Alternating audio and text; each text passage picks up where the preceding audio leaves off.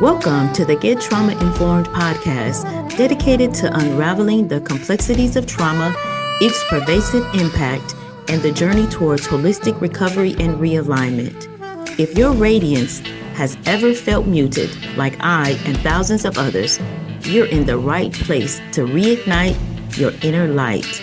I'm your host, Wellness Coach Liz Blanding, and this is the Get Trauma Informed podcast.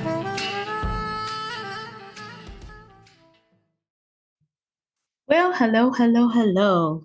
Today we are going to talk about, in our mini trauma recovery talk, we're going to talk about recovery from grief, trauma, and lost relationships. Yes, there are steps for us to recover and to reground ourselves.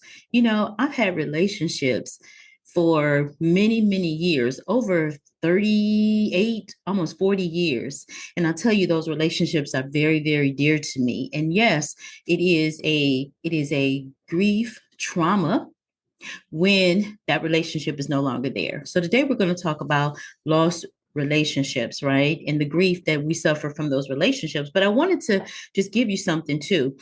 We are starting something new with the mini trauma recovery talks. You're going to be able to go over to Oasis Wellness CTRS, and you're going to be able to download the PDF version.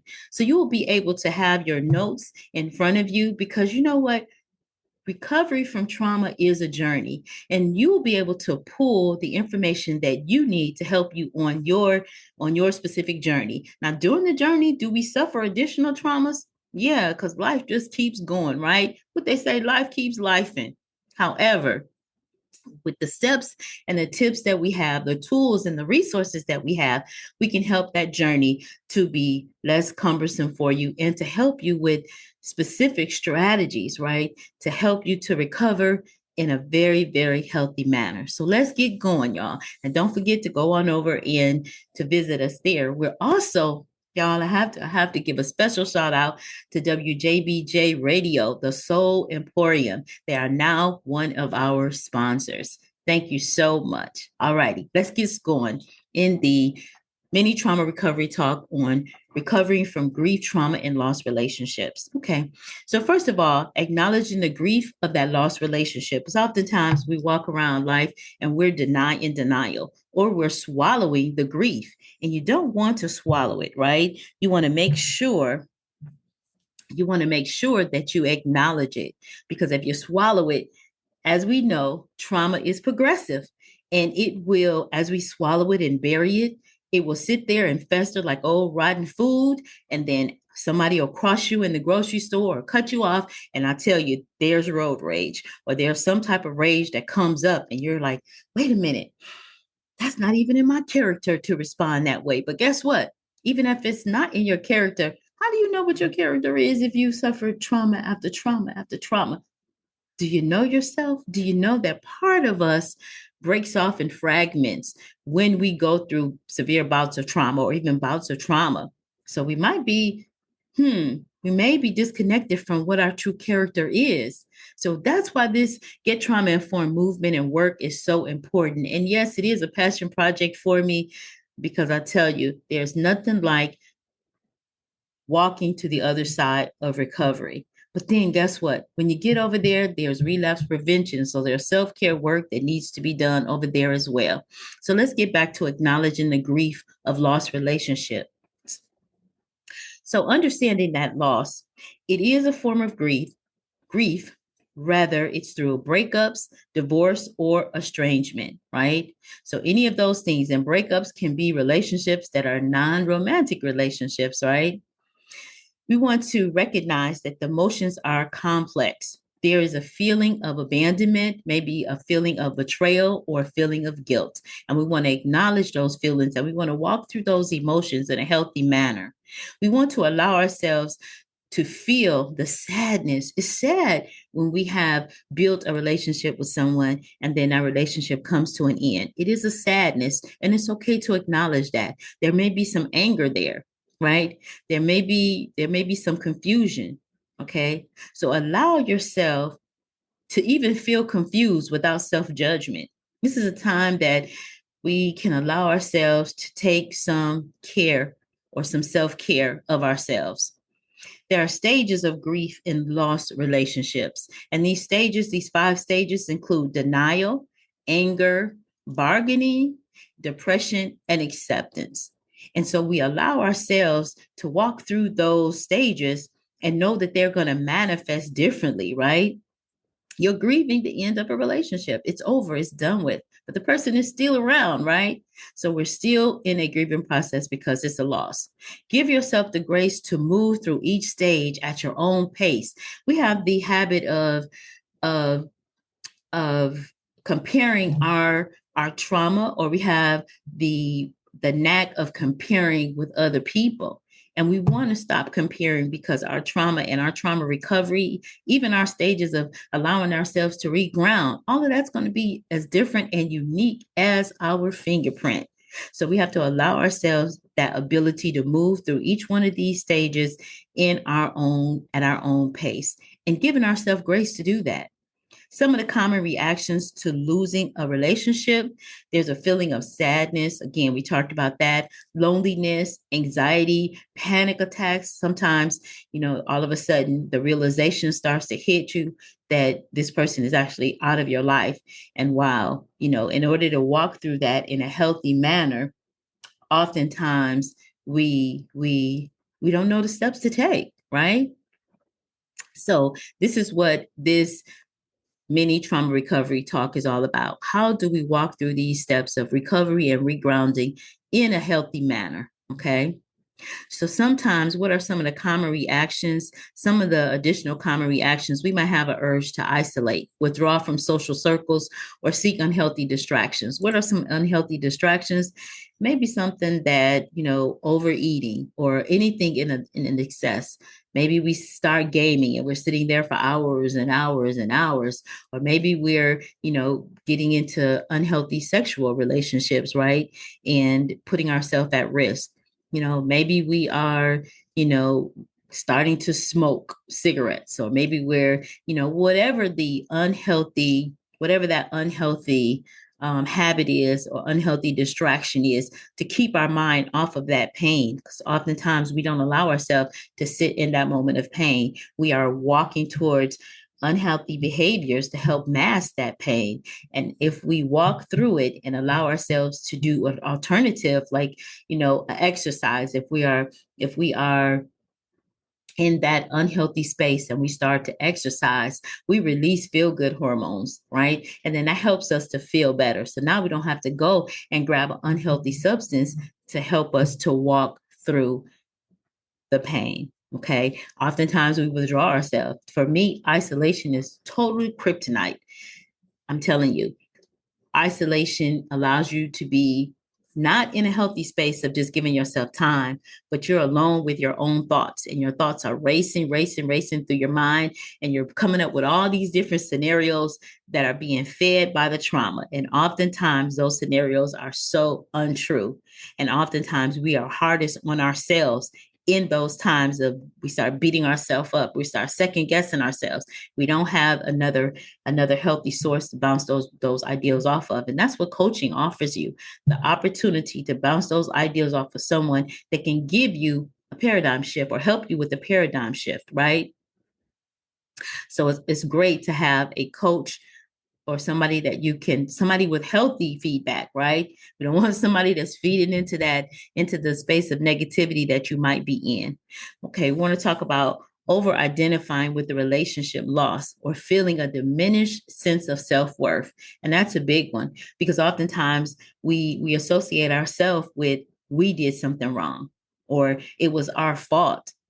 And we want to come out of that space and understand and recognize what were the signs that said this was not a healthy relationship. This wasn't something that should continue. And oftentimes you can outgrow a person in the relationship and then it becomes unhealthy, right? Sometimes we're a mirror in front of that person. And if we're moving forward and we're learning and we're expanding and we're growing, and that person is happy with staying where they are, you're going to have a tug of war there. And again, another unhealthy relationship.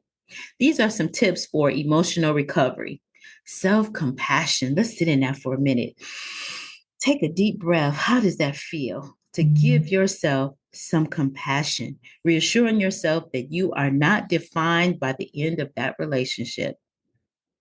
Journaling, writing down your feelings, releasing pain, and gaining perspective. When you write the information down, it helps you to now move actively through your recovery. And you can go on over to Oasis Wellness CTRS and you can pick up your journals. That will help you to give you an outline of how to move through your trauma and to get it down. And then this is the thing that I learned, and I was so excited about it. As you move through your trauma and as you move through your journey of recovery, you can look back and now you have a record of how far you've actually grown. And oftentimes we don't see that, right? Sometimes if you're on a weight loss journey and you start to lose weight, you really don't see it yourself, right? But somebody else can say, man, don't you look chiseled, or look at you, or whatever. Sometimes we don't know that we've really lost until we jump on the scale or until our clothes start falling off of us, right? But that's what I'm talking about when I say it is an amazing way for you to move back and look over the journey, right? And now you're start to live in the journey versus the destination. For many, many, many, many years, I lived in the destination and not in the journey. There are so many amazing, beautiful experiences that we can have once we help ourselves to live in the journey and not in the destination. Okay. Taking or talking it out, but taking time out. We talked about that, but also talking it out, seeking support from friends, family, or from coaches, and share your thoughts and your feelings. I kept it in for so long. I'm telling you all, it's toxic. When you come on the other side of that recovery and you're working on keep yourself in that relapse prevention stage, because we're always going to be there in relapse prevention, because we want to make sure that we stay healthy and stay in our self-care. But when you do that, I'm telling you, it starts to come up and out, come up and out. And some of the things that you've buried come up and out. That's a part of recovery. Meditation and mindfulness, using grounding techniques to stay present. Remember, I talked about in that journey versus the destination, and prevent emotional overwhelm. And I know that's another kryptonite for me. I have to make sure that I do not allow myself to become emotionally overwhelmed, because then you go spiraling back down the rabbit hole. And now you got to start again, right? And start again. But give yourself that grace. Okay, now I want to talk about rebuilding your identity after relationship loss. Oftentimes, we connect ourselves with someone, which is not unhealthy, but we can only see ourselves through that person. Who are you? I'm Mrs. Such and such, right? Or who am I? I'm, Dr. So and so, or who am I? Those are the connections, or we identify ourselves by that. But like, who are you really? You take all the titles off, wash the makeup off, unloosen the tie. Who are you really? So you rediscover your interests. What are your interests? If you were to ask yourself, and these are good questions to write in your journal, what do I like? What do I like to do? What do I want out of my life? Without it being connected to somebody else, you as an individual, what is it that you want out of life? Right? What do you want? Who are you? Right? And if you're not who you want to be, how do you get there? What are the steps that you take to get there? Right? You rediscover your dreams separated from your relationship. Do you want to travel? What do you like to eat? Right? What movies do you like to watch? Who are you? You can reconnect with your hobbies, with social groups, activities. Okay. These are some of the things that you may have neglected during your relationship because you made your relationship your whole life. We have to remember that even in relationships, even if it's girlfriend, guy friend, or whomever, you are still an individual, a whole individual, all in of yourself, right? Beautifully and wonderfully made. Okay. And now we can start in our journals, we can start reflecting on the lessons that we learned from the relationship, identifying personal growth areas. Where do I need to grow? Am I happy in my own skin? Do I need to work out more so that I can get the body that I want, that I'm comfortable in, or What type of music do I like? Is music soothing to me? Is a bath with candles soothing to me? Is the water soothing to me? Right? Really getting to know who we really are. And that's a part of rebuilding your identity after a relationship. Let's talk a little bit about regrounding, finding stability after emotional upheaval, right?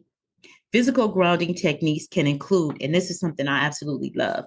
I love the stretching yoga, right? It helps my mind, my body, my spirit, my soul. It helps my whole me, right? All four of those pillars that we all have.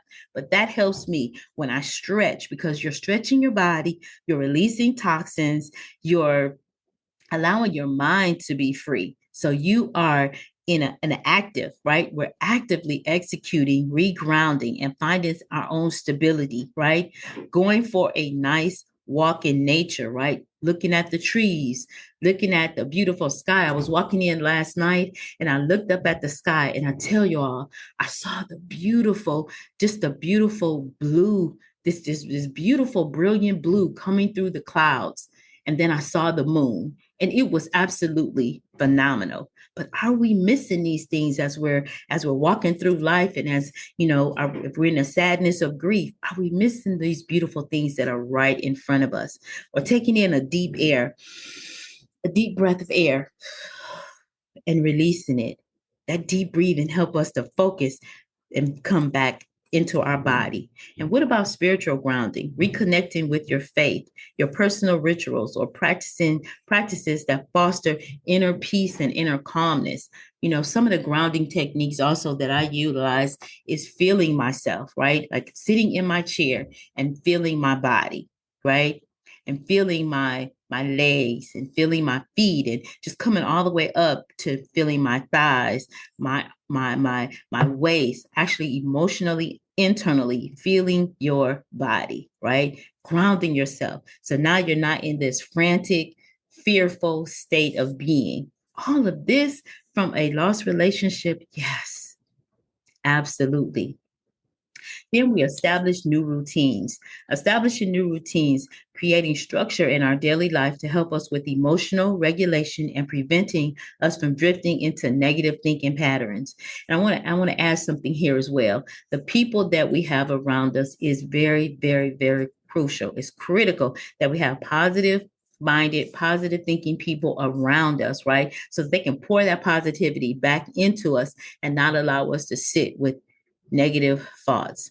Okay. And then our steps for moving forward with confidence. Now we've gotten back into our skin. We know what we like. We know what we want. We know what our boundaries are. We have all of these amazing, amazing tools in our toolkit to help us stay grounded and to stay in a space of living in the journey and not the destination, right? So we are now understanding that healing is a journey and it's not a destination, and it's going to take some time. So giving ourselves grace. And what if it's the day I cried? Okay. Tomorrow, maybe I cry a little less. And then the next day, a little less. Then the next day, maybe not at all. Right. But give yourself the time to recover. Learn to trust yourself again and be open to future relationships without fear or bitterness, because fear or bitterness, that has nothing to do with the other person, has everything to do with you. And fear and bitterness, all of those negative emotions are toxic, and it does start to show up physically in your body.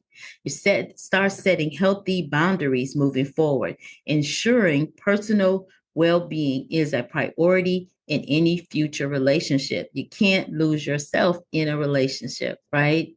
So I want to encourage you that grief in lost relationships is natural and it's a process we must all face at some point in time.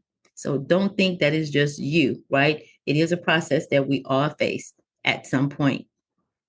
encourage I'm encouraging I'm encouraging you to be patient and resilient while you navigate the ups and downs of recovery. Okay. And so there is an opportunity to give yourself peace, give yourself grace, give yourself love. And if you need help, we all do. We all need support, right? And if you need that support, reach out to us and we're here to help you. The Pathway to Trauma Recovery Support Group and book study is in full throttle. We had an amazing session. Our first chapter, chapter 1, it was amazing. So if you are interested in that, we'll have the links in the description. And we look forward to seeing you in our support groups and in the next mini trauma recovery talk. Bye for now. Hope that was helpful. It's time to buckle up. No more suffering in silence. Our Power Pack journey to recovery and realignment starts now. Remember, you were collateral damage on someone else's warpath. Trauma is not your fault. Recovery, however, is your responsibility. I'm your host, Wellness Coach Liz Blanding, and this is the Get Trauma Informed podcast.